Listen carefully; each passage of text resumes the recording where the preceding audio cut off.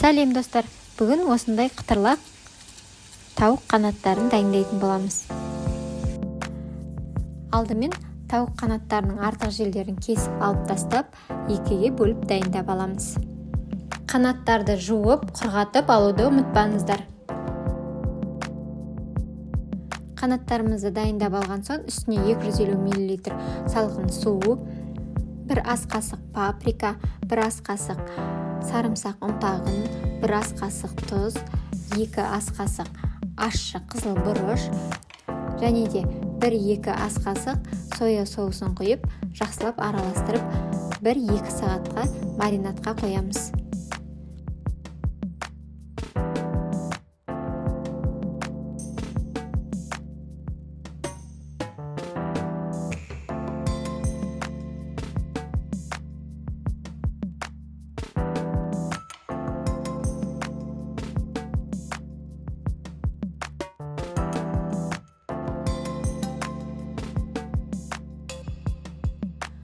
Қанаттарымыз маринадталып болған соң 200 грамм ұнға салып, жақсылап араластырып, одан соң қайтадан соусымызға салып, қайтадан ұнға салып, клярын дайындап аламыз. Барлық қанатты бірден дайындасаңыз да болады, немесе қуыру барысында дайындасаңыз да болады. Қанаттарымыздың кляры біркелкі болу үшін қолмен қысуды ұмытпаңыздар. Сол кезде ұнымыз алынбай жақсы болып піседі. Сұйық майды қатты қыздырып, үстіне тауық еттерімізді саламыз. Тауық еттері қатты қызарғанша 7-10 минуттай қуырамыз.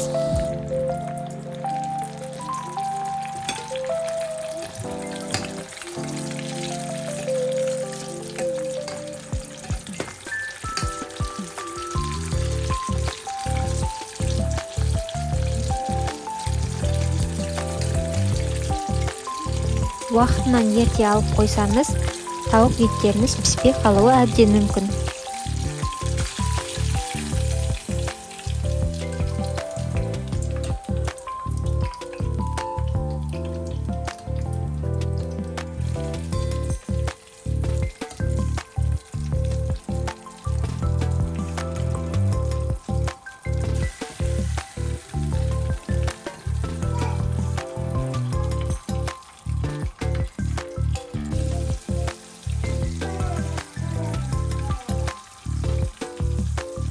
Осымен біздің қытырлақ тауық еттеріміз дайын.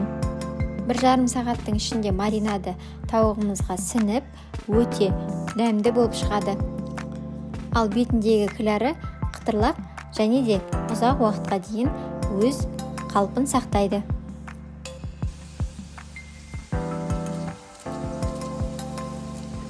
Сіздермен бірге болған Асылжан, астарыңыз дәмді болсын. Келесі көріскенше сау саламатта болайық.